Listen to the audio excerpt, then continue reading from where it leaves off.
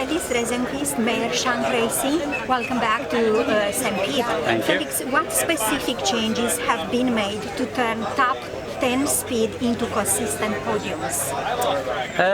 I mean, it's always a work in the details, you know. Obviously, some of that is for the open public, and some of that is secrets, you know. But yeah, all I can say is just details, you know. Pit stops, certain tracks that we feel like we weren't quick enough, like Barber and Milwaukee, I say were our weaknesses.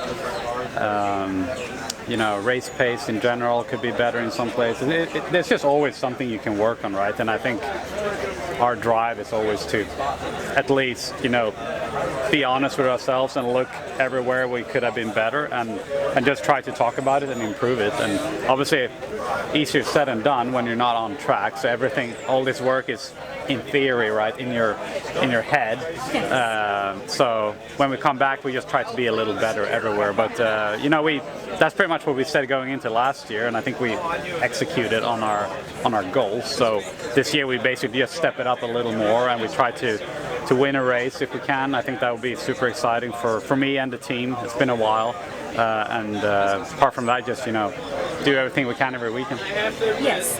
What did you and your team learn from the dominance of Alex Palou in 2025, and how was your team use the off-season to bridge that gap?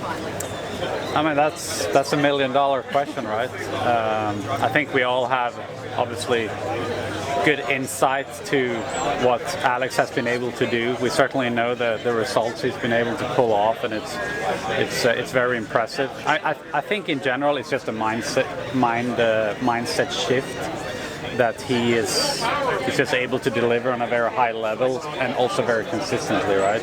And last year was definitely an outlier, and I know the whole paddock is going to try to catch up, and but yeah, you just have to be honest with yourself to say without Alex we probably had a very good season, right? And but now the reality is that he had that year, and if you compare yourself to him, it looks pretty bleak. So yeah, I think just the competitive spirit in us is going to try to catch up with him. Yeah.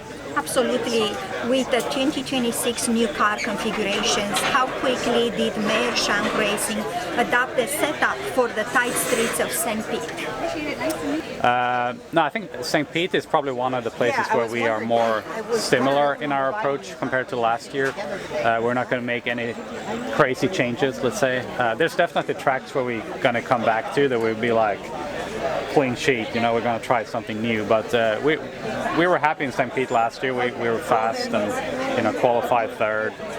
Picked the wrong strategy but finished sixth, I think. So yeah, just try to execute basically. So yeah, St. Pete we feel pretty good about. And since I read something, I'm sorry, not wrote, but read something in social media about you having a baby. Yes. Yeah. Tell me a little bit about it if you can. That's exciting. Yeah, it's super exciting. We found out actually right after Nashville, the Monday after Nashville last year. So it's been basically an off-season thing, and no, it's been great. We had a great off-season. We actually enjoyed the time with Emil being pregnant, and she's now in the 31st week. So 9 weeks to go, basically. So it'll be due in May 14th. And we'll be praying for it. Yeah, thank you. What is it? A girl. A girl. Yeah, it's a girl. No, it's weird. I feel weirdly calm about it, and I feel ready. I think mainly because, you know, I trust Emil to be a great mother, and obviously I think her part is going to be very important in the beginning of our daughter's life, because I'm going to be very busy in the middle of the season. So Emil is going to have to pull a very big load in the beginning, but I trust her to do it, and she's going to be an amazing mom. Congratulations. Thank you. Thank you very much.